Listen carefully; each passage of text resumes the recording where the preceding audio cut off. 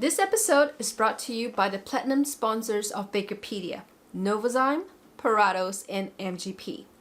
Novozyme is a leading provider of enzymes. If you need enzymes that help with oxidation and shelf life extension, reach out to them. Parados and the impeccable, authentic, and Sapori line are just amazing in providing your sourdough portfolio with the flavor it needs. They recently launched a line of living sourdoughs as well, and the flavor? It's just amazing. Lastly, our sponsor MGP with their Arise line that help replace emulsifiers and clean up your label. And not forgetting a whole clean label line of fibers as well. Hi everyone, welcome to the Ask Dr. Lin show where your questions at BAKERpedia get answered. Many of you come to BAKERpedia.com directly. As of last week, we hit an annual visitor rate of 1 million. So, hey there and thank you for joining me today. I am Dr. Lin from BAKERpedia, the world's largest resource for technical baking information. I just want to share a piece of good news. Just recently, we launched our free membership platform. Part of our membership includes a forum section where you can ask questions or share your knowledge. So I hope to see you there in between Ask Dr. Lin episodes. Have a burning baking question? BAKERpedia it! And still have questions? Go to the forum or place any comments on the topics that you are researching on BAKERpedia and I'll do my best to answer them on this show. Alright, I'm going to focus today's show on the science of artisan bread.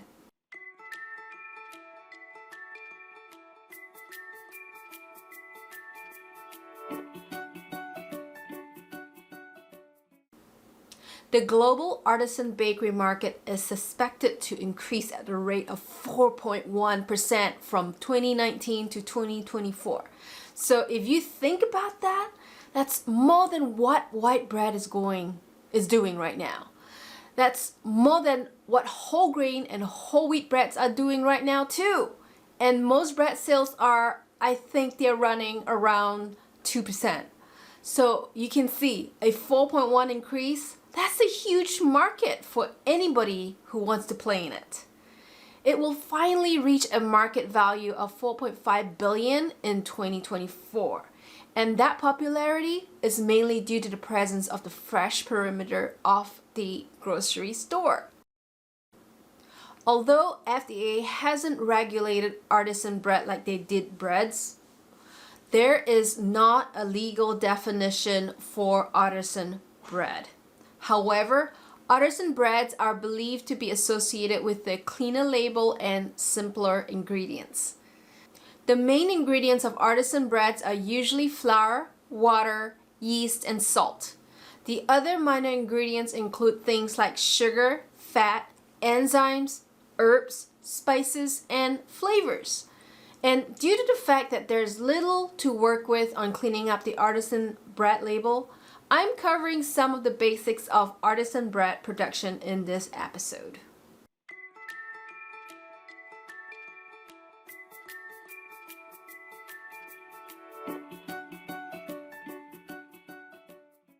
Both ingredients and process play 50-50 in the quality of production for artisan bread. So one can't talk about the science of bread without going into ingredients and process. Okay, so after talking about the ingredients in this episode, I will do a deeper dive into the process of mixing, bulk fermentation, makeup proofing, and baking, and the cooling of artisan breads in the next episode. So baking is a huge deal, and we will go more into that later on.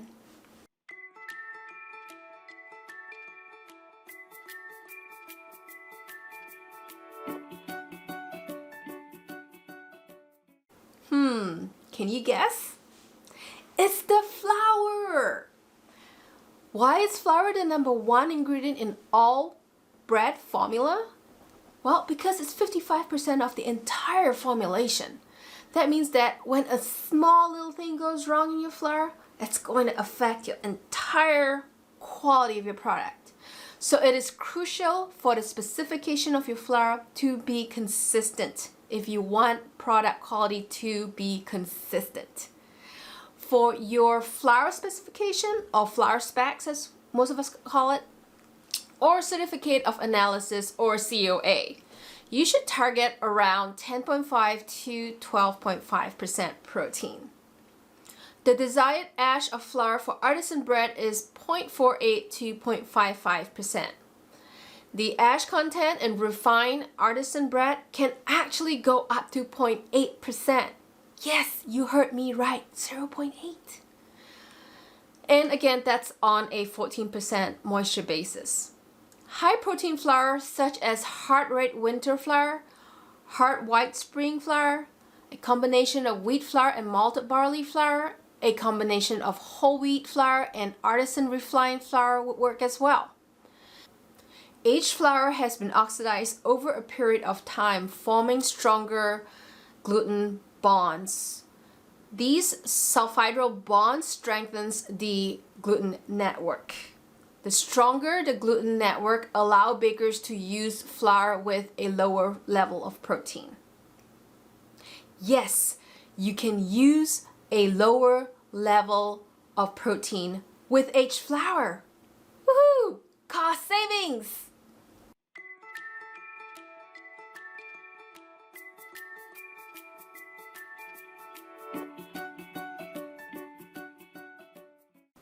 Yes, the reason why artisan breads can handle such high ash content is because the bread requires a longer fermentation time. And because of the longer fermentation times, there is chances for the proteins to unfold and hydrate properly and to handle such high ash content. And with such high ash content, usually artisan bread flour is going to be a little creamy in color. And that's usually associated with artisan style flours anyways. Why, you ask, ash is so high? Well, because you get ash from grinding the bran. The bran is what gives you a higher ash content. So the closer you grind the grain to the bran, the more bran you include in there, the higher the ash value. Good or bad, bran has lots of nutrients, minerals, and I don't think that it's such a bad thing after all. I hope to see the ash content increase because it just means that we have more nutrients in the particular flour.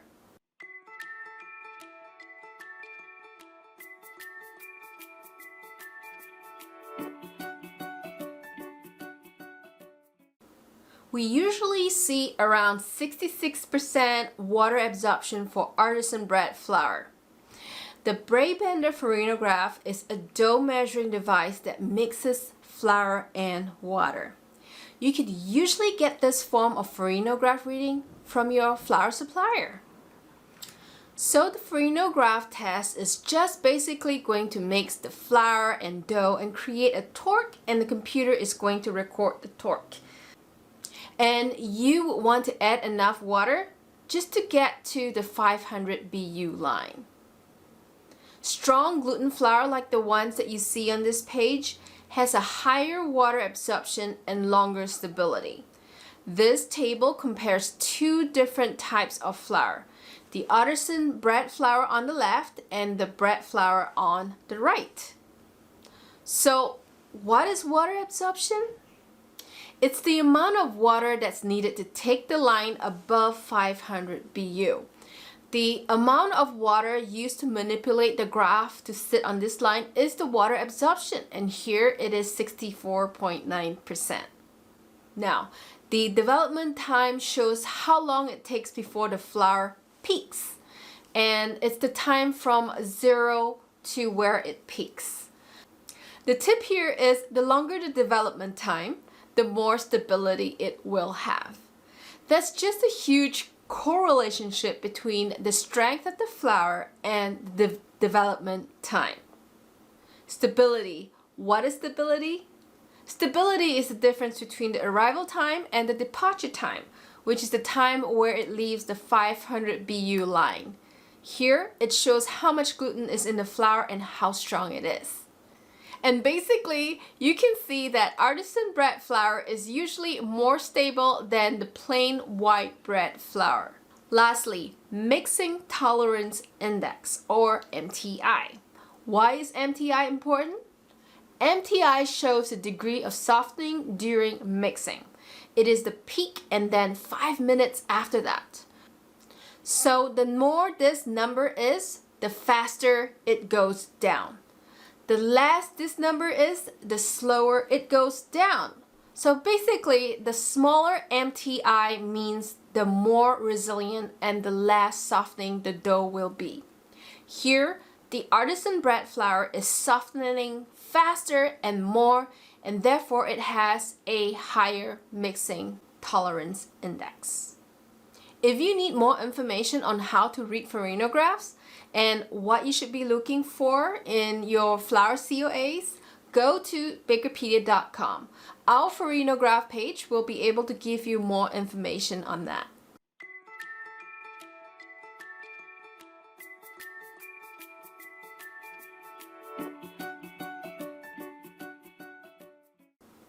Can anyone guess why water is the next major ingredient in artisan bread baking?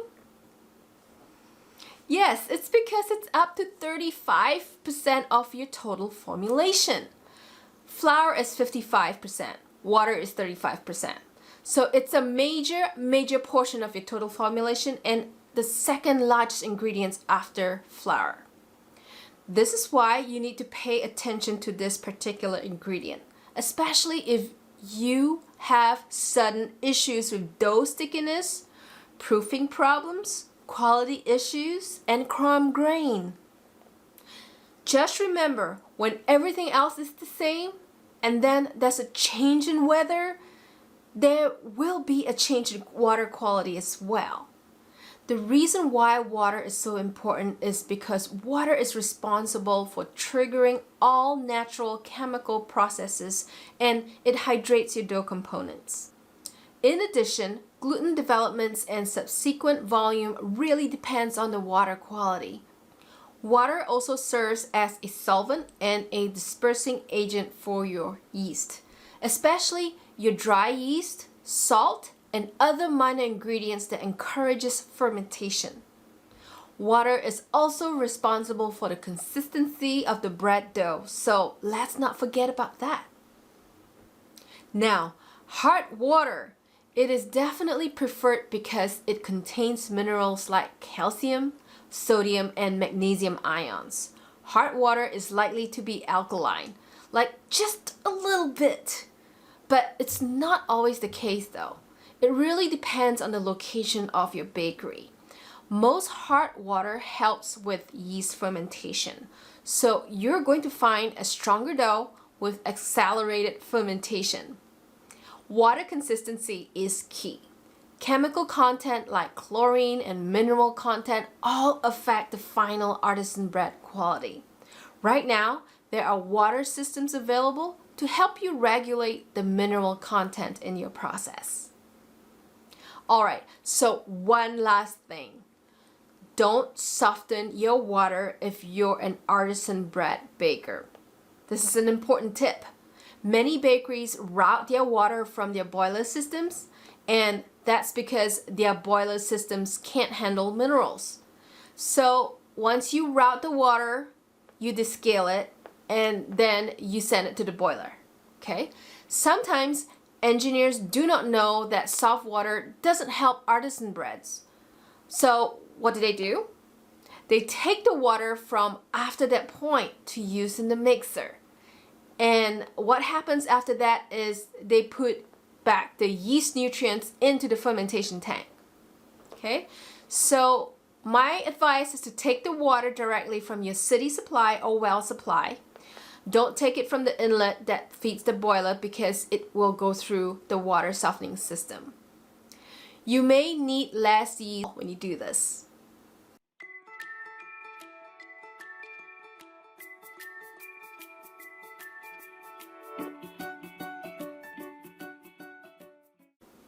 Your leavening ingredient.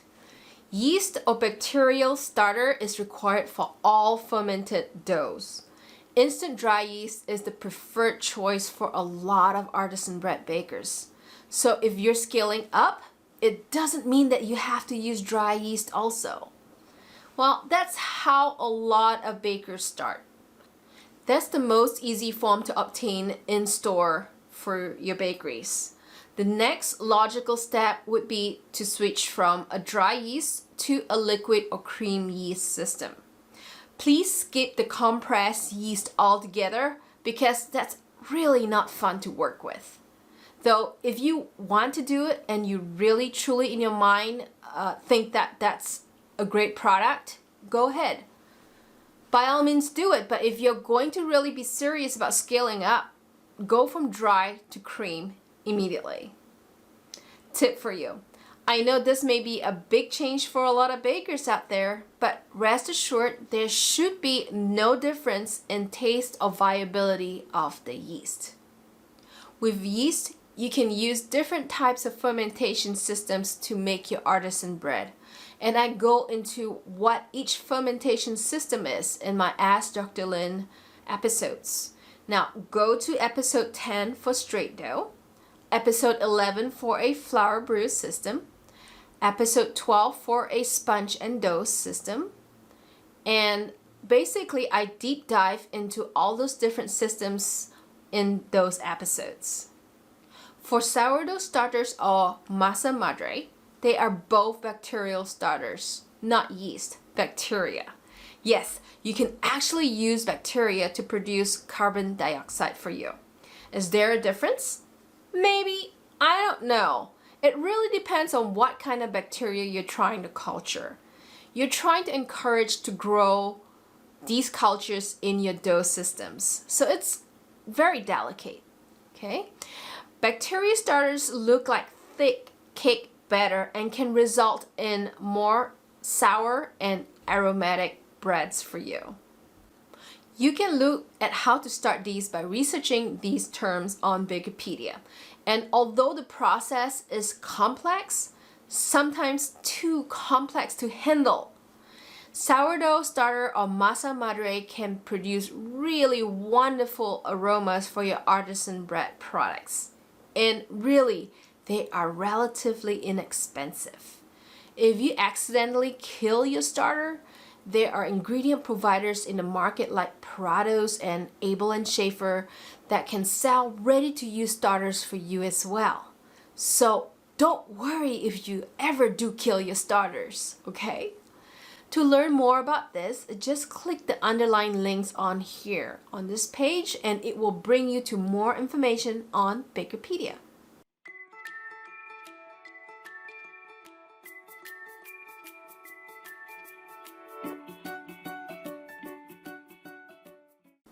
Alright, so salt, the most important minor ingredient.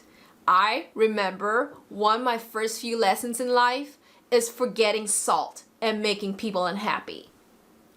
We were working in the baking lab at Kansas State University where we had our own bakery co-op. I had to throw away an entire batch because I forgot salt. So, what does bread taste like without salt? It tastes like paper. So salt functions as a flavor and it also is responsible for stabilizing yeast fermentation rates, strengthening the dough and increasing dough mixing times. Sometimes it's used up to 3%. Is there anything different between using sea salt and regular salt? Well, not really. But sometimes if you buy good sea salt, it provides more minerals like zinc, potassium, iodine, magnesium, and so on.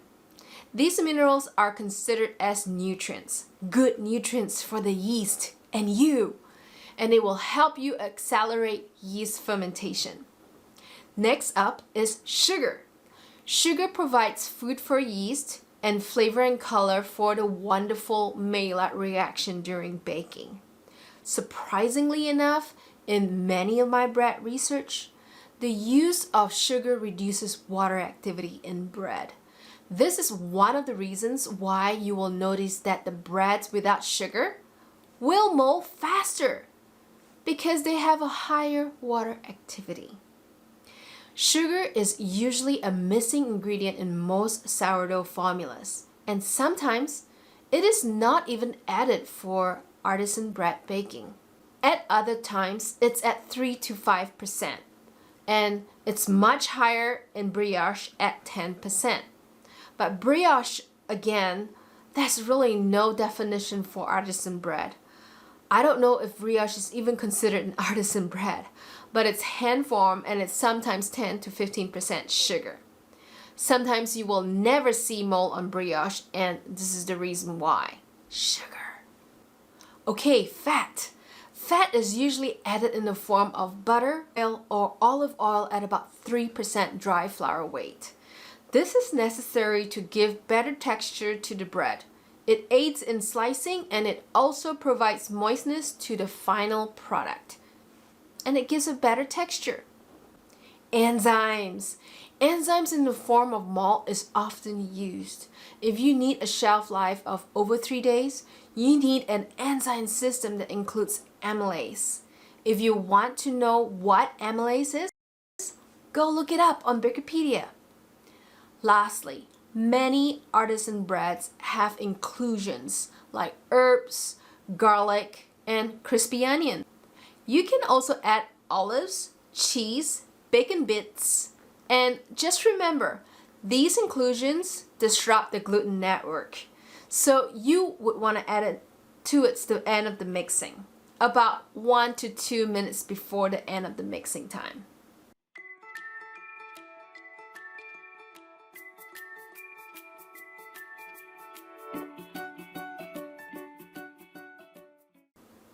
Alright, other grains.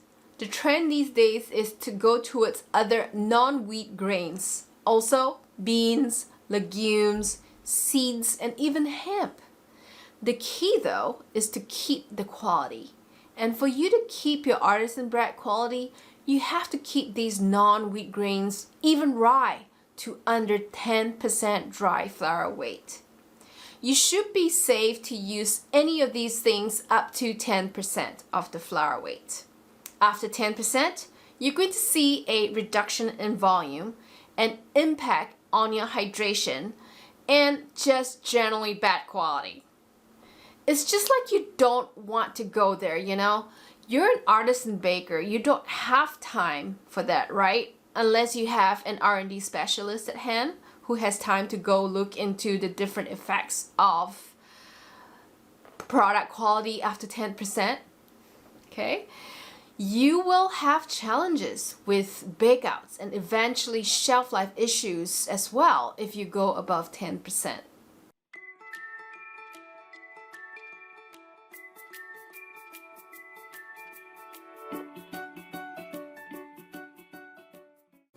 Alright, so if you would like to keep your labels extra clean without going the route of emulsifiers like Datum or SSL, here are some technologies you might want to consider.